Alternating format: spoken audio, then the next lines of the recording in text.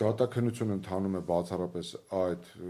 առաջադրված մեղադրանքի շրջանակներում, իհարկե մենք յուրաքանչյուր վկայի հարցաքննության ընթացքում հարցերը շարադրում ենք ըստ այդ վկայի առնչության կամ այդ վկայի կողմից տրված ցուցմունքների բովանդակության, բնականաբար առաջադրված մեղադրանքի շրջանակներում է իրականացվում քննությունը, դուք հիշեք, որ անընդհատ այս գործի շրջանակներում մշտապես աղերսվել է դիվերսիայի վարկածը,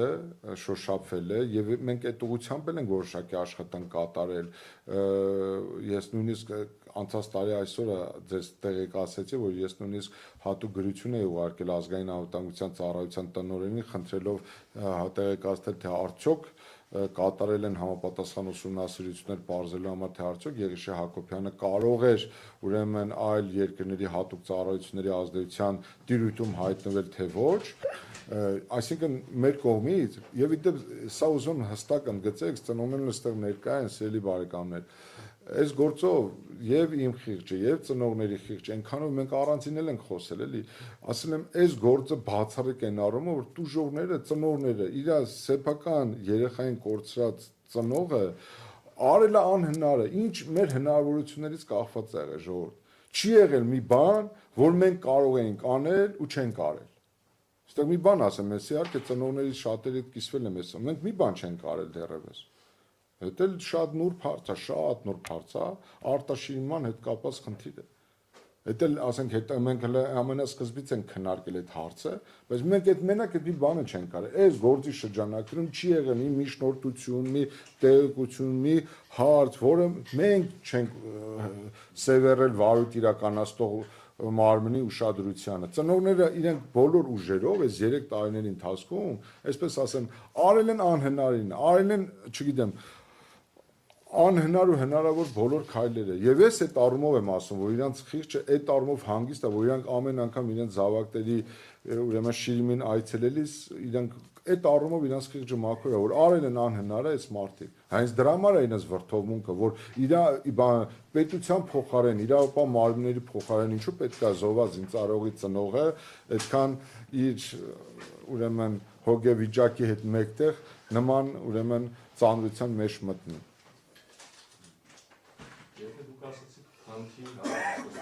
Քանթի քննությունը հասկացնփոս կարելի է ակնկալել, որ դատաքննությունը տեսնում ենք ինչ ընթացքով է լինում, ակնկալել տեսեք, նախ այդ 5 մեղադրյալների մասով ասեմ, որպեսզի հետագայում էլ ժողովրդի համար, այսպես ասած, շոկային չլինի։ Եղիշե Հակոբյանին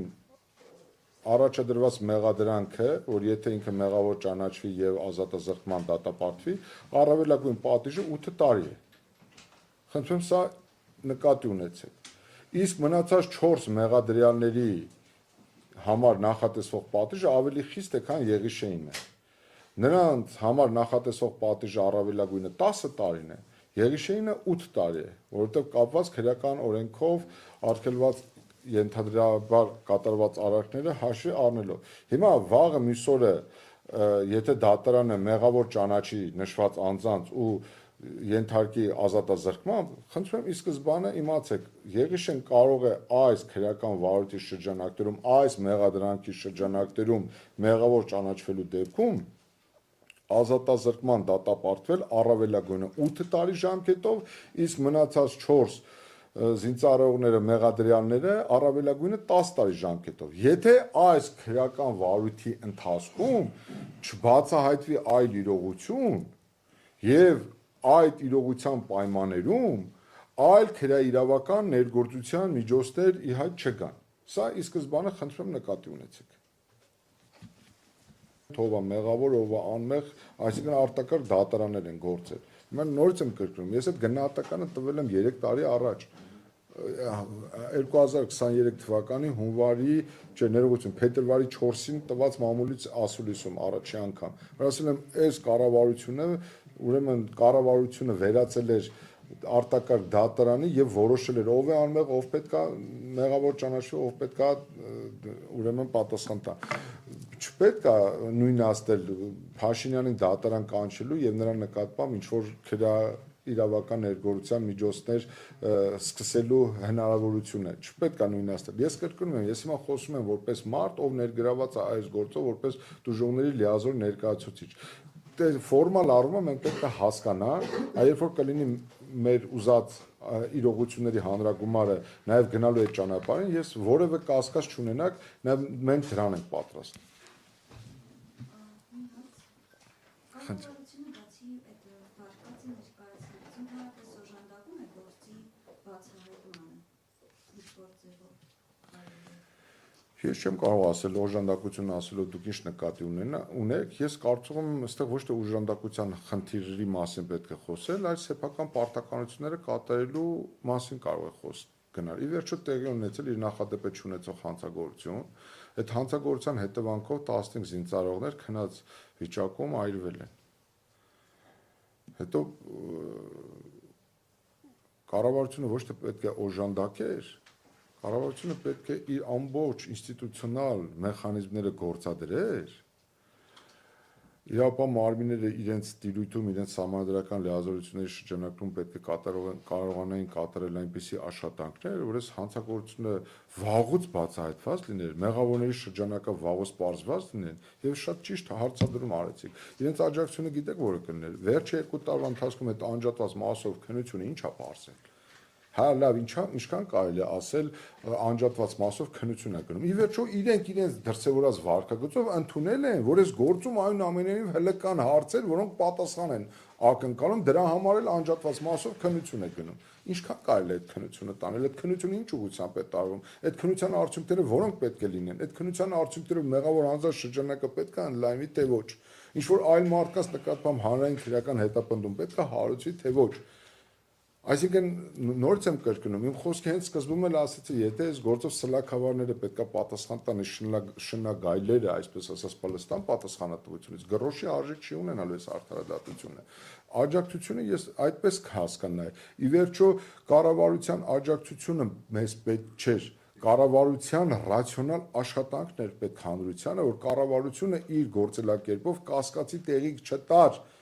որ մենք այսօր ասենք այս իշխանությունը, այս իրապահ մարմինները սա են արել, սա են արել, սա են արել, սրա արդյունքում էր, սա է բացահայտվել, սա հերքվել է, սա հիմնավորվել է։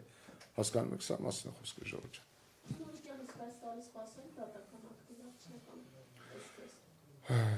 Դա կախված կլինի գործերի ընթացքից, որովհետև տեսեք, հաշվի առնելով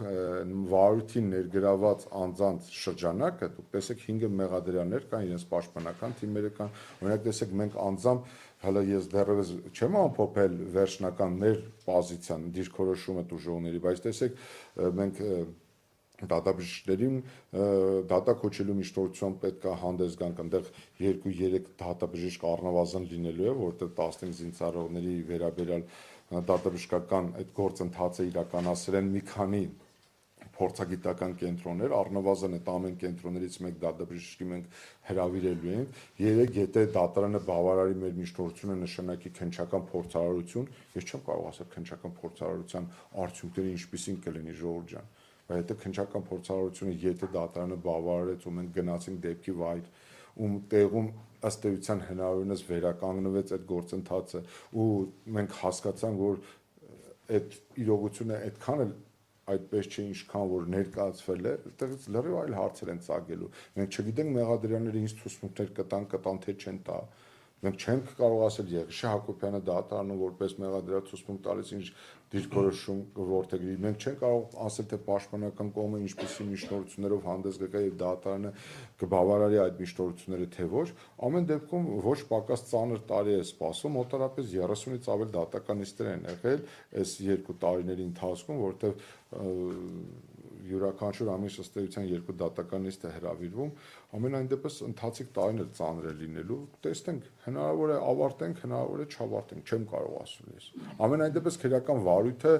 դժվար ավարտվի, որովհետև նույնիսկ եթե ընթացիկ տարում ավարտվի, որևէ մեկը չի կարող երաշխիք տալ, որ կողմերից որևէ մեկը չի բողոքարկի վերաքննիչ քրեական դատարանից։ Դա էլ իր հերթին այլ ժամանակային ընթացակարգի նախատեսում։